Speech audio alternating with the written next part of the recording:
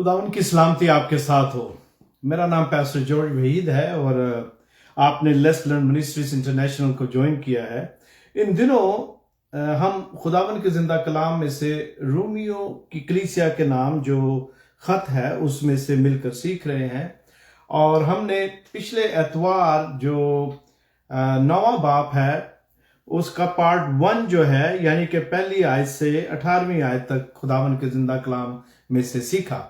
आज हम जो 19वीं आयत है उससे शुरू करके बाप के आखिर तक यानी कि 33वीं आयत तक चलेंगे और आज हम इस 9वें बाप को मुकम्मल करेंगे खुदावन ने चाहा तो।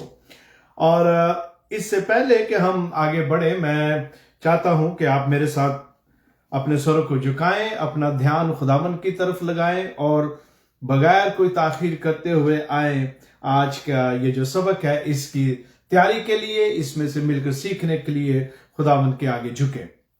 खुदावन खुदा आसमान और जमीन को बनाने वाले हमारे रब, हम तेरा शुक्र करते हैं कि तूने खुदावन हमें जिंदों की जमीन पर रखा और इस लायक और काबिल किया कि आज इस वक्त खुदावन हम तेरे कलाम को मिलकर तेरी मर्जी से खुदावन खोलें, तेरी मर्जी से इसको पढ़ें और तेरी मर्जी से खुदावन इसको समझें और फिर तेरी ही बड़ी खुदावन मेहरबानी, फजल और मर्जी से हम अपनी जिंदगियों में खुदावन इस कलाम पर अमल करें। ऐ बाप, तेरा शुक्र है कि दुनिया तो दुनिया की दौलत के पीछे भागती है, लेकिन खुदावन तेरा शुक्र है कि तूने हमें ईमान की दौलत बख्शी है और ऐ खुदावन हमें यही दौलत जो है वो चाहिए। तेरा शुक्र है कि तू खुदावन अपने लोगों को खुदावन अपने कलाम के गहरे भेदों से खुदावन आशनाई बख्शता है, समझदारी बख्शता है, इल्म बख्शता है। आए खुदावन हम नाचीज हैं, लेकिन खुदावन तू जो कादिर मुतलिक है, तू हम नाचीजों को ही इस्तेमाल करता है।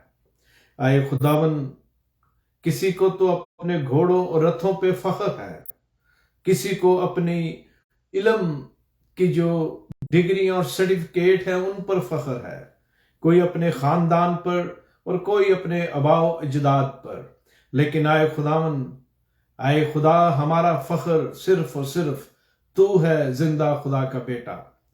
और तेरा शुक्र करते हैं कि हम उसको मानते और उसके पीछे चलते हैं जो वक्त से बाहर है, जो अजल से है और हमेशा तक रहेगा। आए खुदावन, इस शहादत के लिए तेरा शुक्र है जो तूने आज अपने लोगों को बख्शी है। बख्श दे कि जब तेरे कलाम को खोलें खुदावन, हम इसे अपनी अक्ल और समझ से नहीं बल्कि तेरे बड़े फजल से, तेरी मर्जी से खुदावन समझें। अल्फाज का चुनाव, जुमलों की तरतीब बख्शना खुदावन। मैं नहीं तू बोल। आए बाप, हम सुनने के लिए तैयार हैं। तेरे नाम में हम मांगते हैं, आमीन। खुदावन का बड़ा शुक्र है आज के इस खूबसूरत वक्त के लिए। अजीजों, हमारा खुदा जो है वो जिंदा है और हमेशा तक जिंदा रहेगा।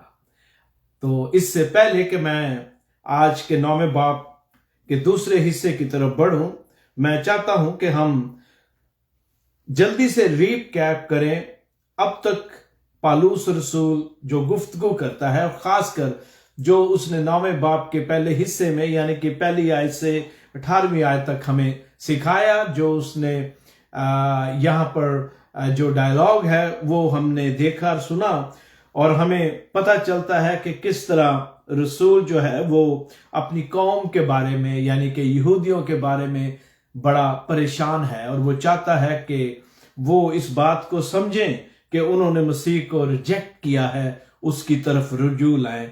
और हम देखते हैं कि 9वें बाप में रसूल जो है वो ये साबित कर रहा है कि तमाम जिस्मानी इसराइल हकीकी इसराइल नहीं। हम ने देखा, जैसा कि मैंने पिछला जो सबक था उससे शुरू में आपको कहा था कि 8वें बाप में जब हम रसूल को देखते हैं तो वहां वो बिल्कुल मुख्तलिफ अंदाज से बात करता है और वो उसने हमें ईमान और खुशी की पीक पर छोड़ा। और अब हम देखते हैं कि किस तरह इस 9वें बाप में वो इसराइल को डायरेक्ट एड्रेस करता है। और हमने देखा اور اب اسی کو جاری رکھتے ہوئے اس سے پہلے کہ ہم آگے بڑھیں میں چاہتا ہوں کہ اس کی ذرا ریکیپ کر دوں کہ رسول کا کہنا ہے کہ تمام جسمانی اسرائیل حقیقی اسرائیل نہیں ہے.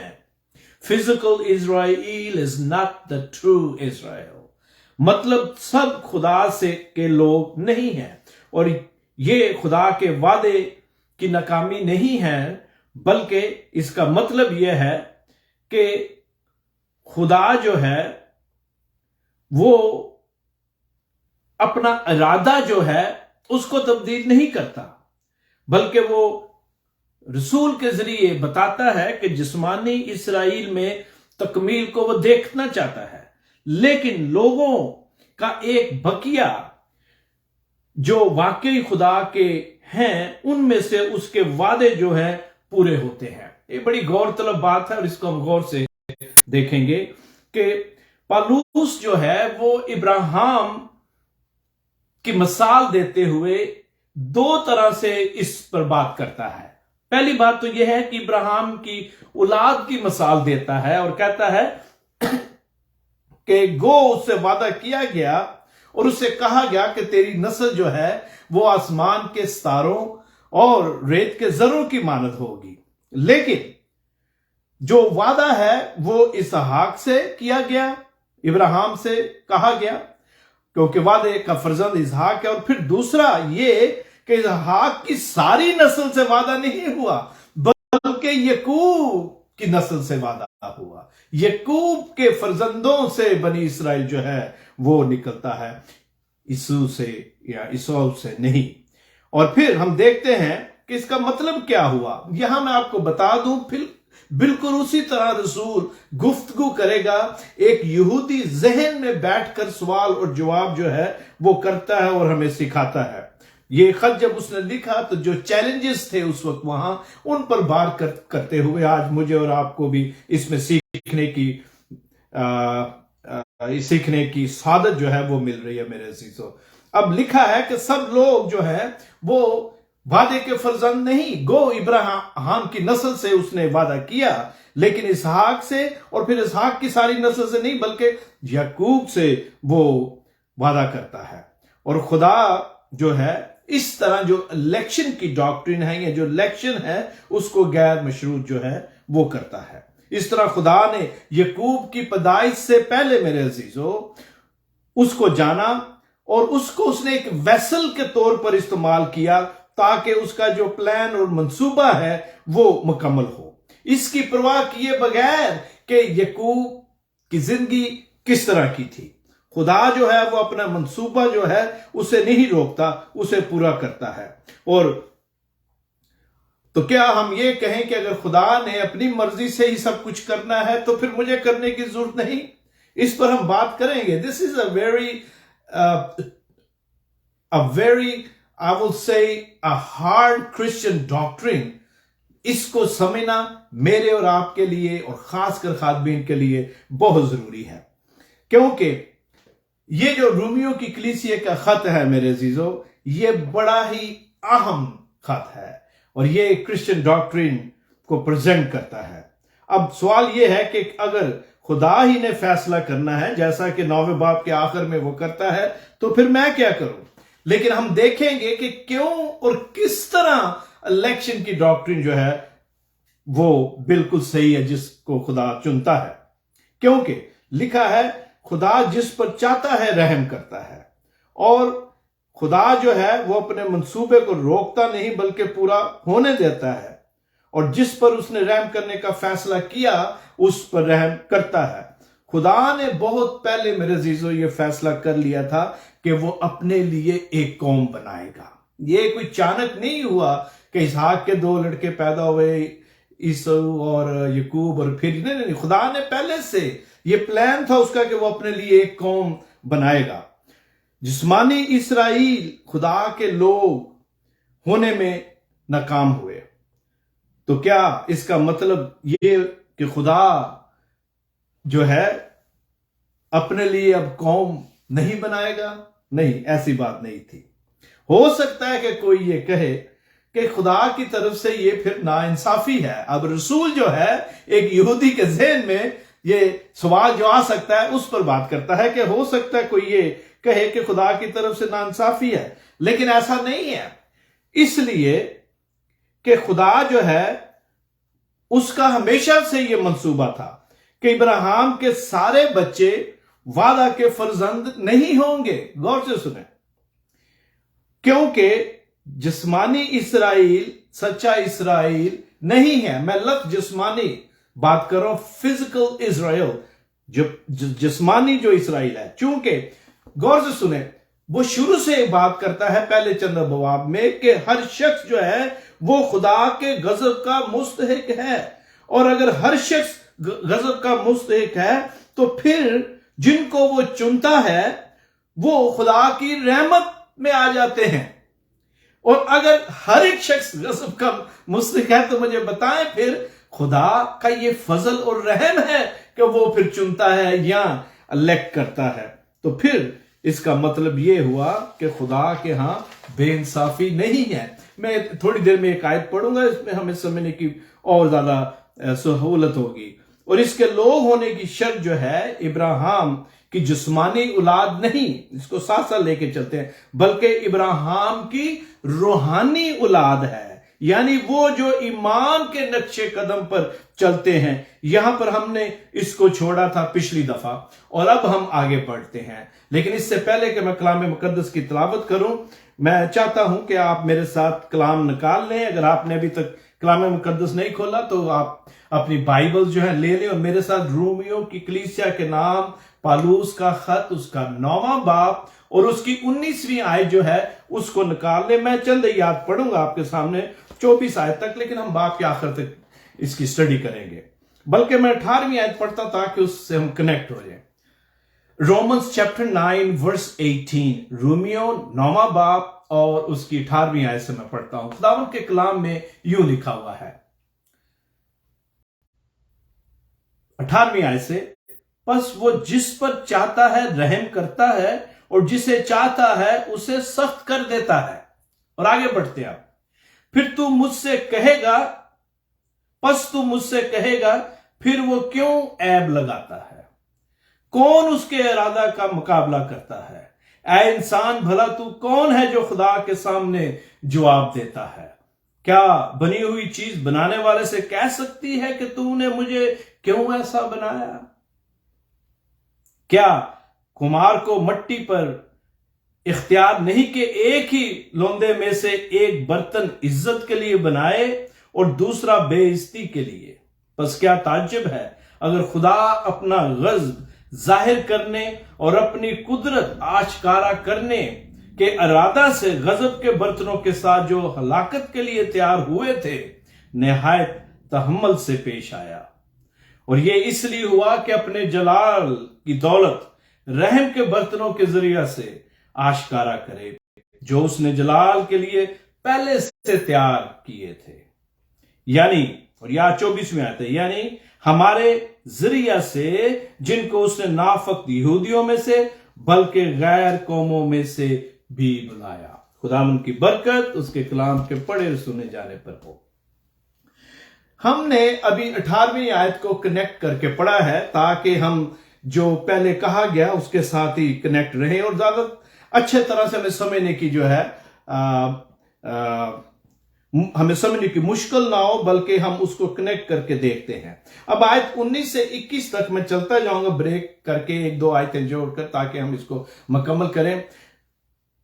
اگر ہم دیکھیں تو 19ویں اور 21ویں آیت تک غور کریں تو ہو سکتا ہے کہ کوئی اس طرح سمجھے جیسا کہ میں نے کہا کہ خدا مجھ میں عیب تلاش کرتا ہے، جیسا کہ یہاں لکھا ہوا ہے، پس تو مجھ سے کہے گا، پھر وہ کیوں عیب نکالتا ہے؟ لگتا ہے ایسے جیسا خدا جو ہے مجھ میں عیب جو ہے وہ ڈھونڈتا ہے، اور حالانکہ ایسا نہیں، کیونکہ انسان تو عیبوں سے بھرا ہوا ہے، اور خدا جو ہے وہ انہی کمزوریوں اور عیبوں میں ہماری نجات اور معافی کا انتظام میرے عزیزو کرتا ہے۔ میں نے کہا تھا کہ میں ایک آیت پڑھنا چاہتا ہوں اور اس کو سمجھنے کی آسانی رہے گی، رومیو کے میں ہی ہم رہیں گے، اور اس کے 3 باب کی 5ویں آیت ہے۔ رومیو 3:5 میں یوں لکھا ہوا ہے، اگر ہماری ناراستی خدا کی راست بازی کی خوبی کو ظاہر کرتی ہے تو ہم کیا کہیں؟ کیا یہ کہ خدا بے انصاف ہے جو غضب نازل کرتا ہے؟ اب آپ نے غور کیا، یہاں پر لکھا ہوا ہے کہ ہماری ناراستی خدا کی راست بازی کی خوبی کو ظاہر کرتی ہے۔ اب ہماری جو ناراستی ہے وہ خدا کی راست بازی کی خوبی جو ہے اسے ظاہر کرتی ہے، اور خدا جو ہے وہ ہمیں چنتا ہے، تو کیا خدا پھر بے انصاف ہوا؟ اسی بیک گراؤنڈ میں رسول جو ہے یہاں پر جو 19 سے 21ویں آیات جو ہیں تک ان میں یہی بات کرتا ہے کہ کیا اب تو یہ کہے گا 19ویں آیت میں کہ مجھ پر وہ الزام لگاتا ہے کون؟ خدا؟ رسول کہتا نہیں، ایسی بات نہیں ہے، خدا الزام نہیں لگاتا، بلکہ جو ہوا ہے اس کو وہ بیان کرتا ہے۔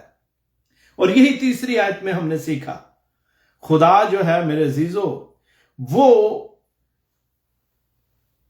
ہمیں صبر اور تحمل کے ساتھ معافی کا موقع دیتا ہے۔ کیا کبھی کسی نے اپنی مرضی کے خلاف بغاوت کی ہے؟ اور اس کا جواب آف کورس نہیں ہے۔ اور اگر کسی نے خدا کی مرضی اور منصوبے کے خلاف مزاحمت کی ہے تو اس کا جواب ہے ہاں، اور ہاں کس کے لیے ہے؟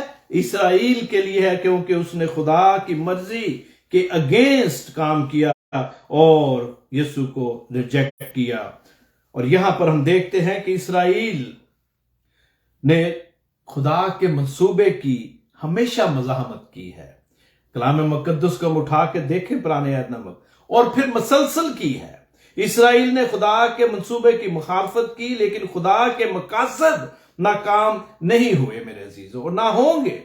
اور اس لیے ہم یہاں دیکھتے ہیں 19 سے 21 تک میں نے کہا تھا میں اس میں آپ کے لیے پڑھوں گا، کہ ہم دیکھتے ہیں کہ کس طرح یہاں لکھا ہوا ہے 20ویں آیت میں کہ اے انسان بھلا تو کون ہے جو خدا کے سامنے جواب دیتا ہے؟ اور پھر وہ یہ جو اصطلاحات ہیں برتنوں کی وہ استعمال میں لاتا ہے اور بتاتا ہے۔ اور یہ ریفرنس جو ہے رسول یسایہ کی کتاب میں سے لیتا ہے، بلکہ یہاں پر اگر آپ دیکھنا چاہیں تو آپ دیکھ سکتے ہیں یسایہ کی کتاب میں سے رسول جو ہے وہ جو ریفرنس اس نے یہاں پر کوٹ کیے ہیں وہ اس کا 29ویں باب کی 13ویں آیت، اور پھر 29ویں باب کی 16ویں آیت، اور 20ویں اور 21ویں، یہ حوالہ جات ہیں جو رسول نے کوٹ کیے ہیں۔ اور وہاں پر وہ ہمیں بتاتا ہے کہ کس طرح یہ جو باتیں ہیں یہ کتنے سال پہلے خدا کے پاک الہام سے خدا کے نبی یسایہ نے کہیں، اور کس کے بارے میں کہیں؟ اسرائیل کے بارے میں کہیں۔ اور ہم دیکھتے ہیں کہ لکھا ہے اور خداوند کے کلام میں، بلکہ میں یہ آپ کے لیے پڑھ دیتا ہوں، یسایہ جو ہے کی کتاب کے 29ویں باب کی 13ویں آیت کو اگر آپ دیکھیں وہاں لکھا ہے، چونکہ یہ لوگ زبان سے میری نزدیکی چاہتے ہیں اور ہونٹوں سے میری تعظیم کرتے ہیں، لیکن ان کے دل مجھ سے دور ہے۔ خداوند نے یہ بات یسایہ کی معرفت اسرائیل کے لیے کہی، اور اس سے پہلے جو میں نے پڑھا وہ 16ویں آیت، وہاں پہ لکھا آہ کیسے ٹیڑے ہو، کیا کمار مٹی کے برابر گنا جائے گا، یا مصنوع اپنے سانہ سے کہے گی کہ میں تیری صنعت نہیں؟ یہ وہی بات ہے جو یہاں پر رسول نے 21ویں آیت میں کہی ہے کہ کیا بنی ہوئی چیز بنانے والے سے کہہ سکتی ہے کہ تو نے مجھے کیوں ایسا بنایا؟ ہم کون ہیں جو خدا کو چیلنج کر سکتے ہیں؟ رسول کہتا ہے ہم کون ہیں جو خدا کو کہیں کہ تو نے کیوں ایسا کیا؟ یہ قوم ہونٹوں سے میری تعظیم کرتی ہے، نئے عہد نامے میں ایک اور جگہ لکھا ہے، لیکن ان کے دل مجھ سے دور ہیں، کیونکہ وہ جسمانی اسرائیل کو نہیں بلکہ روحانی اسرائیل کو چنتا ہے۔ اسرائیل میرے عزیزو نافرمان نکلا اور اس نے خدا کی مرضی کے خلاف کام کیا۔ اور اگر ہم یہ کہیں کہ خدا بے انصاف ہے تو پھر جیسا کہ میں نے کہا ہم کون ہیں جو اس کی مخالفت کریں؟ اگر وہ الیکشن کے ذریعے ہمیں برکت دیتا ہے تو ہم کون ہیں کہ فضل کے حالات کے اگینسٹ چلیں؟ ہم کون ہیں جو یہ پسند ہم میں سے کون ہے جو یہ پسند نہیں کرتا کہ خدا لوگوں کو بچائے؟ سب چاہتے ہیں کہ خدا جو ہے وہ لوگوں کو بچائے، لیکن وہ خالق اور مالک ہے، خدا کو حق حاصل ہے، وہ ابراہیم کی نسل کی اسحاق کے ذریعے بلانے اور بچانے کا حق رکھتا ہے میرے عزیزو، اسماعیل کے ذریعے نہیں، اور یعقوب کے ذریعے نہ کہ یسوع کے ذریعے۔ خدا کو یہ حق حاصل ہے اسرائیل کو اس قوم کے طور پر منتخب کرے جس کے ذریعے برکتیں آئیں۔ جو باتیں یہاں میں کر رہا ہوں وہ خدا کے کلام میں سے ہیں، اور یہ وہ باتیں ہیں جو دکھ اور کرب کے ساتھ رسول جو ہے لکھتا ہے اپنی قوم اسرائیل کے لیے، اور پھر آگے چل کر کس طرح وہ ان کے بارے میں کہے گا جن کو جو اس کے نہیں تھے، مطلب خدا کے نہیں تھے، لیکن پھر وہ خدا کے ہوں گے۔ خدا کو یہ کہنے کا حق ہے کہ لوگ اس لیے نہیں بچائے جائیں گے کیونکہ وہ جسمانی اسرائیلی ہیں، یا یہ کہ وہ موسیٰ کی شریعت کے کاموں کو برقرار رکھنے کی وجہ سے خدا کے لوگ ہیں، جیسے کہ یہاں کلام میں لکھا ہے خدا کے لوگ وہ ہیں جو ایمان سے چلتے ہیں۔ اور اسی کو آگے بڑھاتے ہوئے 21ویں آیت کو مد نظر رکھتے ہوئے ہم آگے بڑھتے ہیں میرے عزیزوں، کہ وہ اب جو برتن ہے ان کی اصطلاح جو ہے اس کو استعمال کرتا ہے، عزت کے برتن اور بے عزتی کے برتن، وہ ان کو استعمال کرتے ہوئے اپنی بات جو ہے اس کو جاری رکھتا ہے کہ وہ عزت اور بے عزتی کے برتنوں کو استعمال کرتا ہے۔ مطلب یہ اصطلاحات ہیں جن کو وہ استعمال کرتا ہے، اور اس کا تعلق یہ جو عزت اور بے عزتی کا برتن ہے یہ دو گروپس جو ہیں ان کو ریپرزینٹ کرتے ہیں۔ اب یہاں پر جیسا کہ لکھا ہے کہ جو مٹی ہے جس میں سے یہ برتن بنتے ہیں، یہاں پر لفظ لوندے لکھا ہے، یا مٹی کا ڈھیر آپ کہہ سکتے ہیں، یا وہ مٹی جس میں سے کمار برتن بناتا ہے، وہ جو ڈھیر یا مٹی ہے میرے عزیزو، جب وہ اس شیپ میں آتی ہے جہاں پر برتن بننا ہے تو اس مٹی کی خاصیت کچھ نہیں ہے۔ مٹی جو ہے وہ سلیکٹ نہیں کرتی کہ کون سا برتن عزت کے لیے بنے گا یا کون سا بے عزتی کے لیے، یہ جو کمار ہے وہ سلیکٹ کرتا ہے۔ بالکل اسی طرح وہ جو خدا ہے جس نے عزت کے اور بے عزتی کے برتنوں کو بنایا، یہ وہ سلیکٹ کرتا ہے کہ کون سا برتن عزت کے لیے بنے گا اور کون سا بے عزتی کے لیے بنے گا۔ اور میرے عزیزو اسی کو رکھتے ہوئے مد نظر جاری رکھتے ہوئے گفتگو کو جاری رکھتے ہوئے رسول یہودیوں کو بتاتا ہے، اور آج کلیسیا کو اور مجھے یہ بتاتا ہے کہ یہ خدا کی مرضی سے ممکن ہے۔ اور ہم دیکھتے ہیں کہ اسی بات کو جاری رکھتے ہوئے خدا کس طرح پھر یہ بتاتا ہے کہ اسرائیل جو نافرمان ہے، اسرائیل جس نے نافرمانی کی، خدا نے کس طرح اپنے غضب کو باز رکھا اور صبر کے ساتھ انتظار کر رہا ہے کہ وہ توبہ کریں۔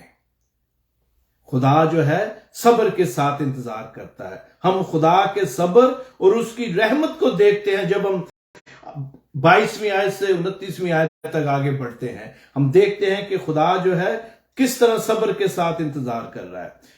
اسرائیل کی تاریخ میں میرے عزیزو ہم نے پڑھا ہے کلام مقدس میں کہ کس طرح بارہا خدا اپنے غضب کو ان پر ظاہر کرنا چاہتا ہے، اپنی طاقت کو ان پر ظاہر کرنا چاہتا تھا، لیکن اس نے ایسا نہیں کیا بلکہ صبر کیا۔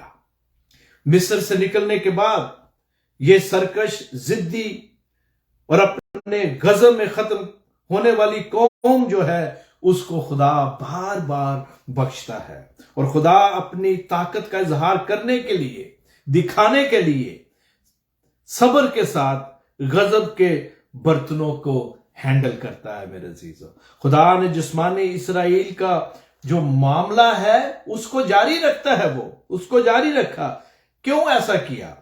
کیونکہ خدا نے صبر کیا، کیونکہ خدا نے غضب کے برتنوں کو برداشت کیا، اس لیے اس نے صبر کیا کہ اس نے ان برتنوں کو برداشت کیا میرے عزیزو۔ پھر آگے بڑھتے ہوئے جو آیت 23 ہے وہ اس کی اور وضاحت کرتی ہے ہمارے سامنے کہ اس کا مقصد خدا کے جلال کی دولت کو رحم کے برتنوں پر ظاہر کرنا تھا. جیسا کہ یہاں کلام میں ابھی ہم نے پڑھا، ہم کچھ اسی طرح کا واقعہ جو ہے مصر میں دیکھتے ہیں کہ فرعون اور موسیٰ کے درمیان جو ڈائلاگ ہوتا ہے، جو گفتگو ہوتی ہے، اس وقت کے جو واقعات ہیں، جو حالات ہم نے پڑھے ہیں کہ کس طرح خدا فرعون کو دولت دیتا، حکومت دیتا ہے، اور پھر اس کا جو دل پہلے سے شرارتی ہے اس کو جہاں میں نے پہلے لاسٹ ٹائم آپ کو بتایا تھا، لکھا ہے کہ خدا نے اس کے دل کو سخت کیا. اس کا مطلب یہ ہے کہ خدا نے اسے فری ول دے دی.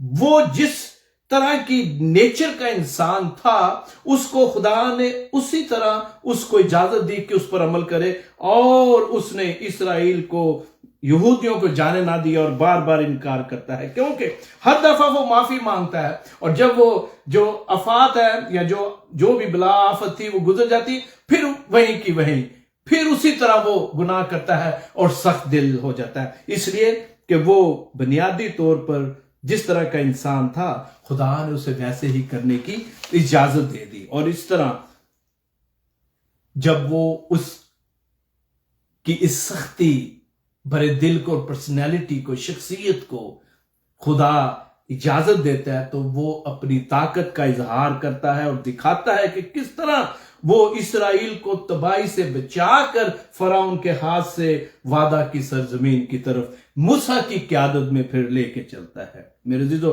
اس طرح خدا نے ان لوگوں پر جو اس کے سچے لوگ ہیں جلال کی دولت کو ظاہر کر کے اپنے مقصد کے لیے قوم کے ساتھ صبر کا سلوک کیا. یہاں پر رسول جو ہے وہ خدا کے صبر اور رحمت کی بات کرتے ہیں نیات میں. خدا اسرائیل کی جسمانی قوم کو، یعنی کہ جسمانی اسرائیل ہے، جو فزیکل اسرائیل ہے، اس کو لانے کے لیے استعمال کرتا ہے.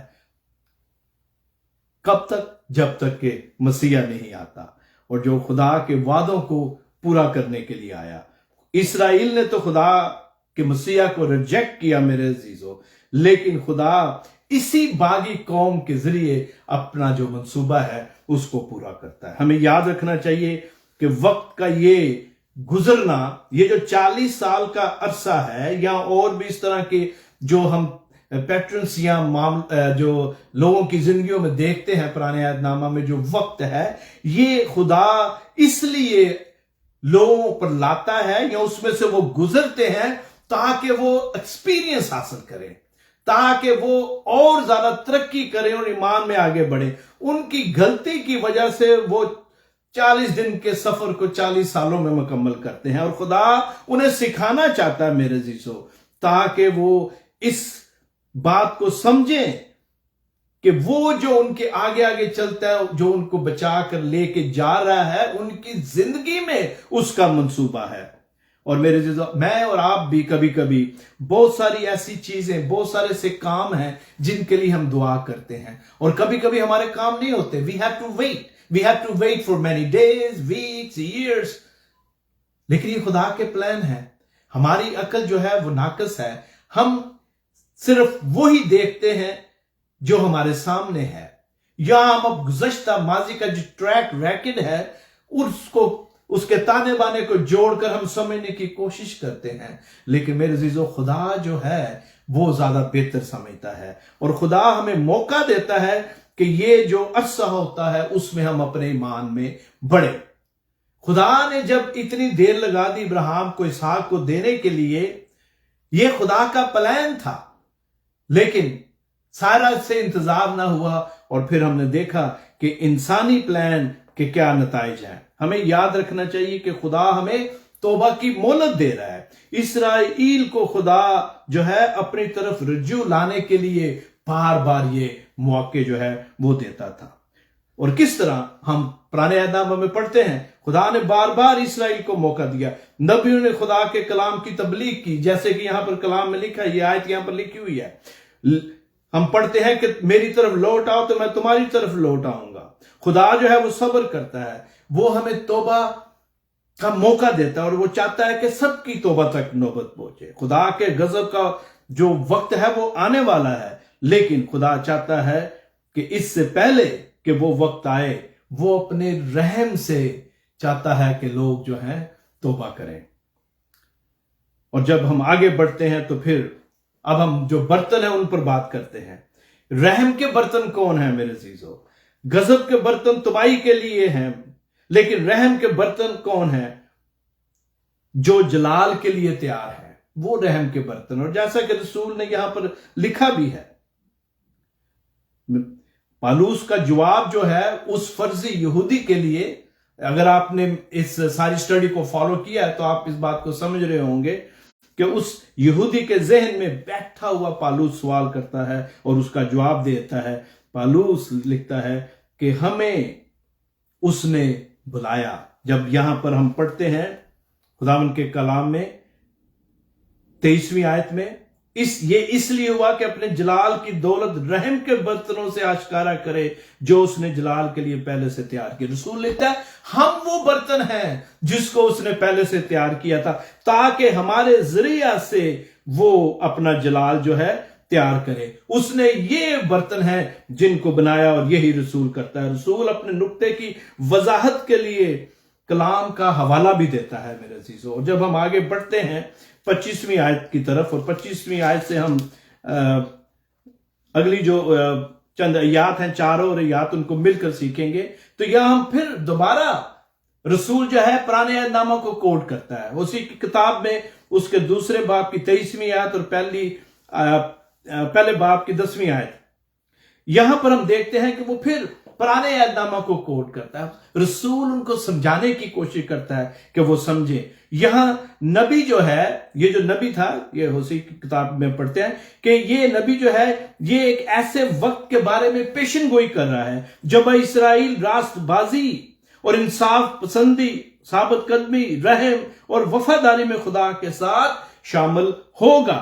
اگر آپ دیکھیں تو 25 آیت میں یوں لکھا ہوا ہے، میں بھی، خدا یوں فرماتا ہے کہ جو میری امت نہ تھی اسے اپنی امت کہوں گا، اور جو میری پیاری نہ تھی اسے پیاری کہوں گا. اور ایسا ہوگا کہ جس جگہ ان سے یہ کہا گیا تھا کہ تم میری امت نہیں ہو، اس جگہ وہ زندہ خدا کے بیٹے کہلائیں گے. اب آپ دیکھیں گے کس طرح رسول آہستہ آہستہ روحانی اسرائیل جو ہے، وعدے کے جو فرزند ہے اصل میں کون ہے، ان کی طرف بڑھتا ہے اور ہمیں سمجھاتا ہے. اسرائیل کو اس کے گناہوں اور بدکاریوں کی سزا دی جائے گی میرے عزیزو، لیکن خدا اپنی رحمت میں اپنے لوگوں کو بلائے گا. اسرائیل اپنے گناہوں کی وجہ سے اب خدا کے لوگ نہیں رہے. یہ میں نہیں کہہ رہا، خدا کا کلام کہہ رہا ہے. اسرائیل، اور یہ ان کے لیے ہے جنہوں نے اسے ریجیکٹ کیا. میں دور حاضرہ میں آنا چاہتا ہوں 2 منٹ کے لیے. آپ نے یہ ٹرم سنی ہوئی ہے مسیانک جیو. مسیانک جیو کا اگر اردو میں ٹرانسلیٹ کر لیں تو آپ کہہ سکتے ہیں مسیحی یہودی. یہ وہ یہودیوں کا ایک گروہ ہے جو یہودی ہیں لیکن انہوں نے مسیح کو، یسوع ناصری کو، ناصرت کے مسیح کو اپنا مسیح مانا ہے. یہ وہ گروپ ہے، اور اس لیے وہ کہتا ہے کہ یہ وہ روحانی گروپ ہے جو شامل ہوگا اس میں. اور خداوند کے کلام میں رسول لکھتا ہے لیکن خدا اپنی رحمت میں اپنے لوگوں کو دوبارہ بلائے گا. غور سے سنیں، دوبارہ بلائے گا. اسرائیل اپنے گناہوں کی وجہ سے اب خدا کے لوگ نہیں رہے، لیکن کیا ہوتا ہے، غیر قومیں بھی خدا کے لوگ نہیں ہیں. غور سے سنیں، غیر قومیں بھی خدا کے لوگ نہیں تھے. یہودی اور غیر قوموں کو اپنے خدا جو ہے اپنے لوگ بننے کے لیے تیار کر رہا ہے. اس نے تیار کیا ہے. وہ جو اس کے لوگ نہیں تھے، اب وہ دوبارہ کوڈ کرتا ہے کہ وہ جو اس کے پیارے یا محبوب نہیں تھے اب ان کو محبوب کہتا ہے.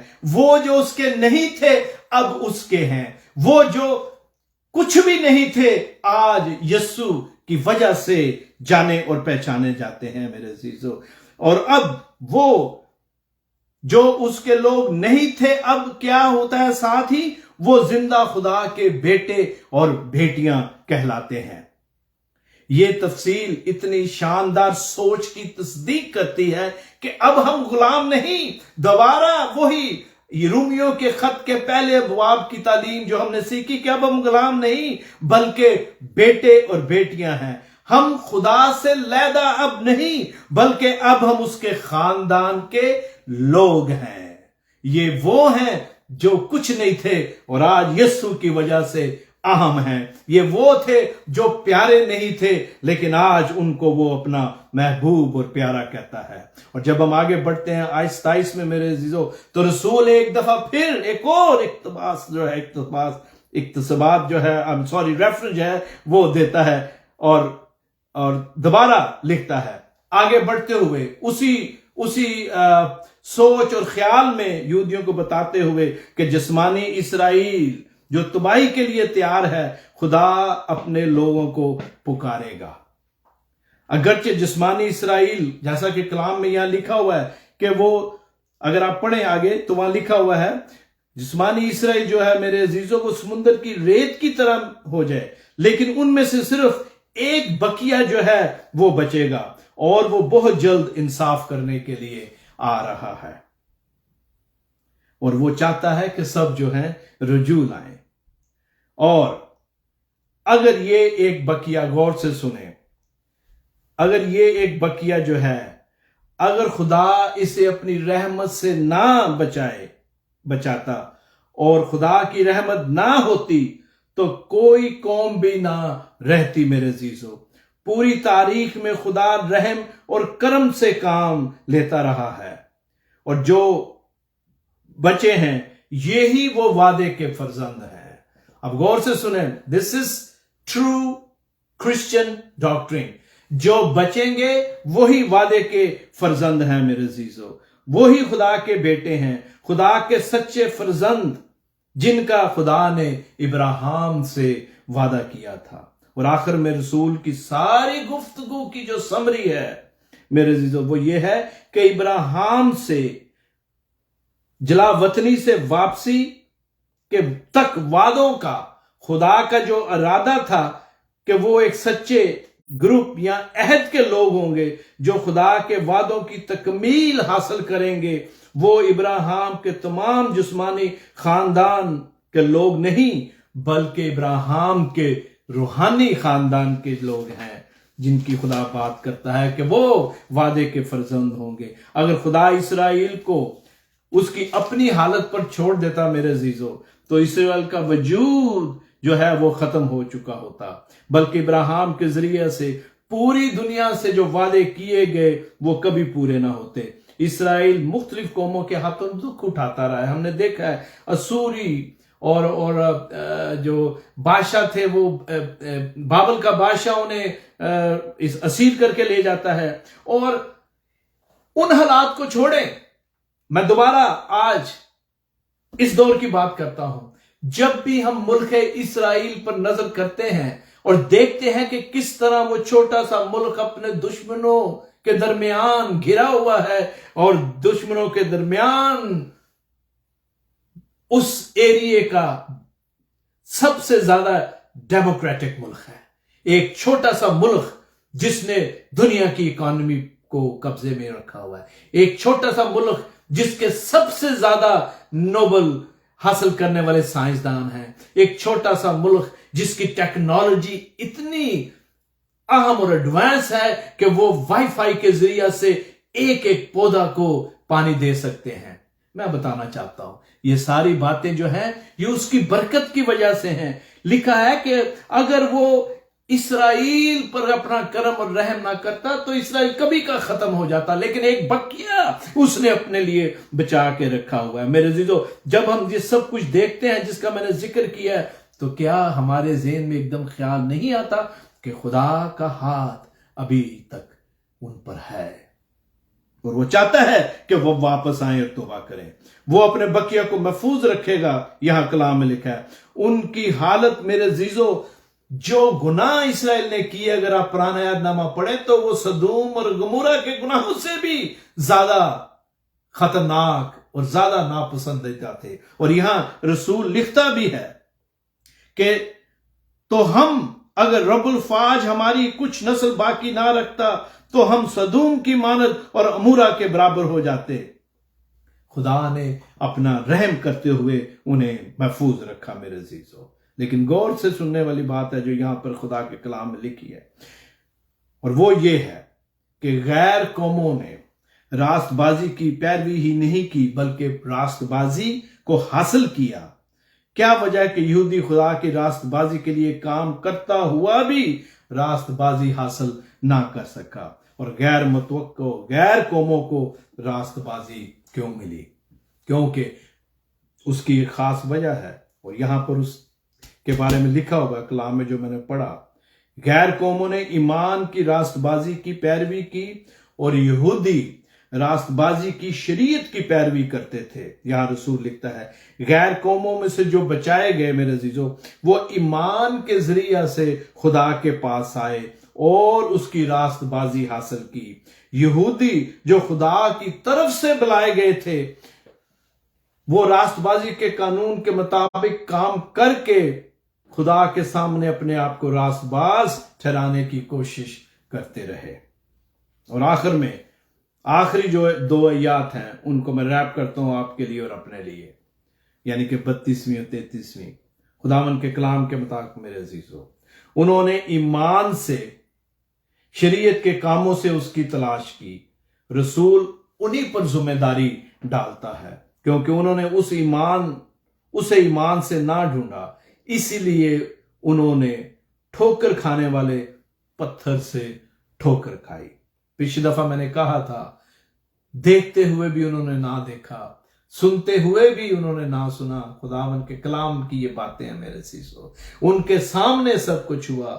لکھا ہے کہ جو معجزے تمہارے سامنے ہوئے اگر وہاں ہو جاتے تو وہ کب کے ٹاٹ اوڑھ کر توبہ کر لیتے، لیکن سب کچھ ہونے کے باوجود انہوں نے مسیح کو ریجیکٹ کیا۔ اور یہی وہ گروہ ہے اسرائیل کا جس کو وہ جسمانی اسرائیل کہتا ہے، اور وہ جنہوں نے توبہ کی، وہ جنہوں نے اس کو قبول کیا، ان کو وہ روحانی اسرائیل کہتا ہے میرے عزیزو، کیونکہ انہوں نے اسے ایمان سے نہ ڈھونڈا اور ٹھوکر کھائی۔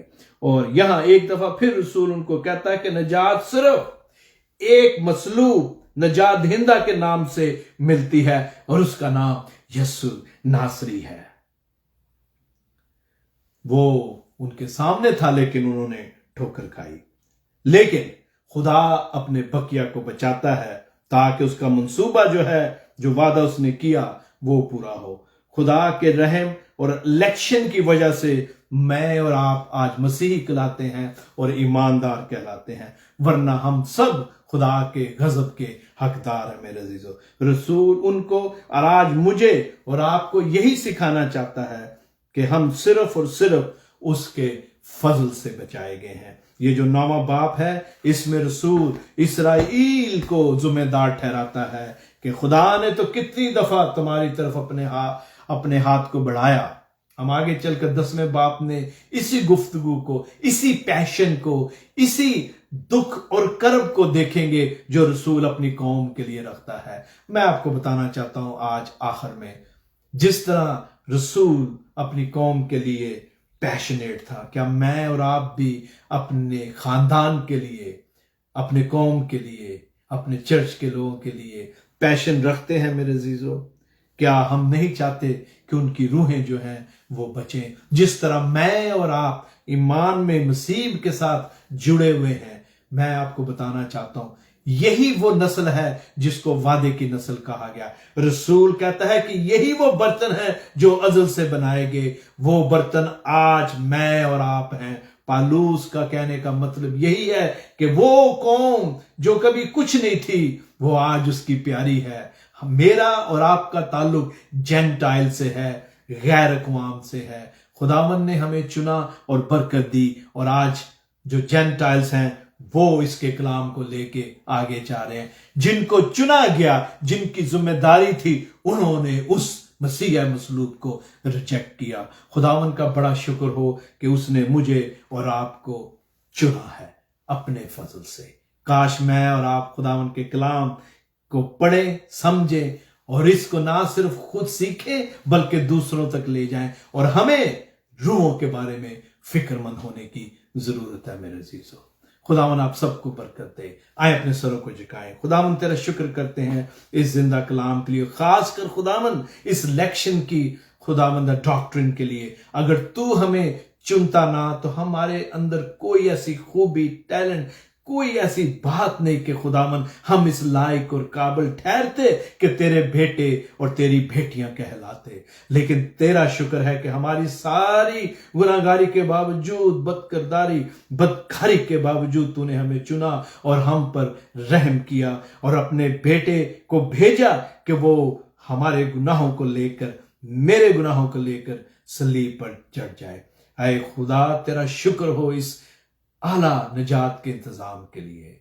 आए खुदावन जिस तरह पालूस अपनी कौम के बारे में पैशनेट था, उसको अपनी कौम के बारे में गम और दुख था, उन्होंने मसीह को रिजेक्ट किया। काश मैं और जितने आज सुनते हैं और जो बाद में सुनते हैं खुदावन अपनी कौम के बारे में, अपने खानदान के बारे में इसी तरह का पैशन रखें, और दूर के जो लोग हैं जो मसीहा से ना वाकिफ हैं उनके लिए भी इसी तरह का खुदावंदा हमारे दिल में पैशन हो, हमारे दिल में दर्द हो कि वो भी रोएं खुदावन जिनको तूने बनाया है वो कहीं खुदावन हमेशा के लिए हलाकत के फर्जंद के प्लान में ना आ जाए, बल्कि तू जो जिंदा है हमेशा तक, तेरे साथ हमेशा तक खुदावन वो तौबा करके तुझको शख्सी निजात मानकर हमेशा तक आसमान की बादशाहत में शामिल हो।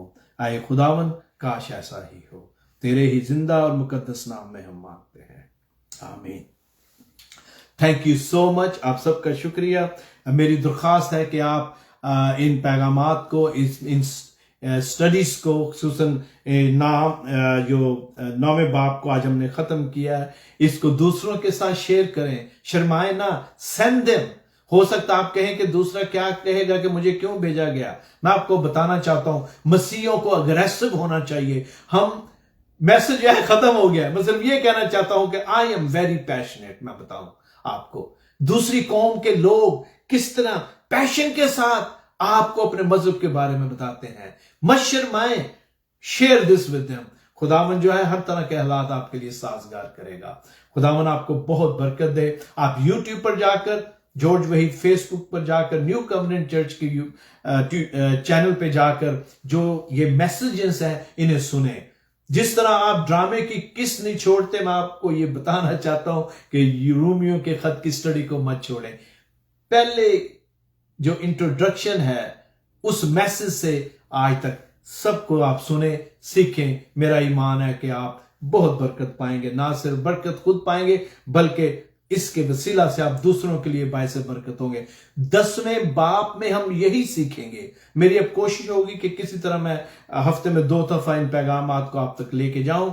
हमने 9 चैप्टर जो है वो कंप्लीट किए हैं, टोटल 16 हैं, और हम खुदा ने चाहा तो जल्द ही इनको भी कंप्लीट करेंगे।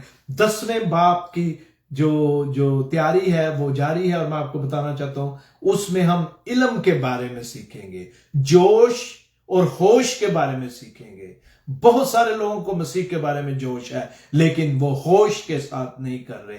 मतलब ये कि उन्हें पूरा इल्म नहीं है। हम सीखेंगे कि किस तरह पालूस जो है उसके अंदर भी बड़ा जोश था। वो ये समझता था कि मसीहियों को सजा देने से, मसीहियों को कत्ल करने से वो अपने खुदा की खिदमत कर रहा है। आज भी हमारे इर्द गिर्द ऐसे लोग हैं जो ये समझते हैं कि मसीहियों को तकलीफ देना, परसिक्यूट करने से वो अपने खुदा को राजी कर रहे हैं। यही हम सीखेंगे खुदावन के जिंदा कलाम में 10वें बाब में और आने वाले अबवाब में। खुदावन आपको बहुत बरकत दे। Thank you very much for your time. खुदावन ने चाहा तो उसकी मर्जी के मुताबिक बहुत जल्द दोबारा हम इसकी